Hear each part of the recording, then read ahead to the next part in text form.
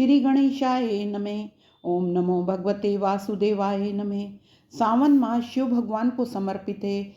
फागुन मास कामदेव को, पुरुषोत्तम मास विष्णु भगवान को, कार्तिक मास श्री कृष्ण को। ऐसी मान्यता है कि श्री कृष्ण को वनस्पतियों में तुलसी प्रिय है, पुण्य क्षेत्रों में द्वारिका प्रिय है, तिथियों में एकादशी प्रिय है, महीनों में कार्तिक मास प्रिय है। तुलसी शालिग्राम की पूजा कर 21 आरतियां वे कार्तिक महात्म सुने। कार्तिक महात्म के 16वें अध्याय की कथा प्रारंभ करते हैं। नारद जी बोले कि विष्णु जलंधर नगर में जाकर वृंदा का पतिव्रत धर्म भंग करने की सोचने लगे। वृंदा ने स्वप्न में अपने स्वामी को भैंसे पर चढ़े हुए, तेल लगाए, नंगे शरीर, काले पुष्पों की माला पहने, राक्षसों सहित नंगे सिर दक्षिण दिशा की ओर जाते देखा। अपने नगर को भी सागर में डूबा देखा। तब वृंदा जाग गई और स्वप्न का विचार करने लगी। सूर्य में छेद और कांतिहीन देखकर, इस अशुभ लक्षणों को देखकर रुदन करने लगी। उसे नगर अटारी में चैन न मिला तो वे 2 सखियों के साथ बगीचे में आई, परंतु उस भयभीत वृंदा को सुख न मिला। तब वे घूमती हुई वन से निकल गई। वहां उसने शेर के समान भयंकर मुख, दाढ़, आंखों वाले 2 राक्षसों को देखा। उनको देखकर वे डर गई और भागने लगी। उसी समय उसने शांति रूप मौन धारण किए शिष्य सहित एक तपस्वी को देखा। तब वृंदा राक्षस के डर से वह मुनि की शरण में जाती हुई बोली कि हे मुनि, मैं आपकी शरण में हूँ, मेरी राक्षसों से रक्षा करो। मुनि ने अपनी हुंकार मारकर राक्षसों को भगा दिया। मुनि की हुंकार से राक्षसों को भागा देख वृंदा प्रणाम करके ये वचन बोली, हे महाराज, आपने मेरी रक्षा की है, अब मेरी सुनिए। मेरे पति जलंधर शिव के साथ युद्ध करने गए हैं, तो वहीं वे कैसे हैं? मुनि, मुझे अपने ज्ञान द्वारा ये बताइए।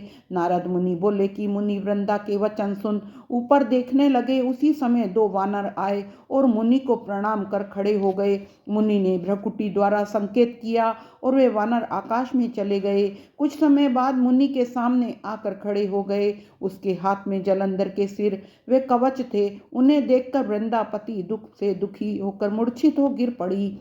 तब मुनि ने कमंडल से पानी छिड़क कर उसको चैतन्य किया। तब वृंदा अपने मस्तक को पति के मस्तक पर रखकर दुख से रोने लगी। वृंदा ने कहा, हे प्रभु, आप मुझे जो पहले सुख देते थे, आज आप निरपराधिनी से क्यों नहीं बोलते? विष्णु सहित कई देवता और गंधर्वों को जीतने वालों को आज एक तपस्वी ने कैसे मार दिया? नारद जी बोले। वृंदा रोती हुई मुनि से बोली, मुनियों में श्रेष्ठ आप, इन्हें जीवन दान दीजिए, इसे जीवित करने में आप समर्थ हैं। नारद बोले। उनकी बात सुनकर मुनि ने हंसकर कहा, ये युद्ध में शिवजी द्वारा मारा गया है, ये जीवित नहीं हो सकता, परंतु फिर भी ये मैं तेरे ऊपर कृपा करके इसको जीवित करता हूँ। नारद जी बोले। इस प्रकार कहकर मुनि अंतर ध्यान हो गए और जलंधर एक ओर से आता दिखाई दिया। उसने वृंदा को आलिंगन करके उसके मुख का चुंबन किया और वृंदा भी अपने पति को पाकर अति प्रसन्न हुई। वे दोनों काफी समय तक वन में भ्रमण करते रहे। एक दिन रति के पश्चात विष्णु की पहचान हो गई। तब क्रोधित हो वृंदा विष्णु से बोली, पराई स्त्री के साथ भोग करने वाले तुमको और तुम्हारे शील को धिक्कार है। मैंने तुम्हें जान लिया है। तुम माया तपस्वी रूप धारण करने वाले हो। तुमने माया से जो 2 राक्षस दिखाए थे वे तुम्हारे ही द्वारपाल थे। वे ही वानर राक्षस बनकर तुम्हारी स्त्री को चुराएंगे।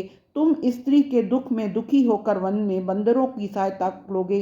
जो तुम्हारे शिष्य हैं वे मृग बनेगा। ऐसा कहे वृंदा चिता बन अग्नि में प्रवेश कर गई।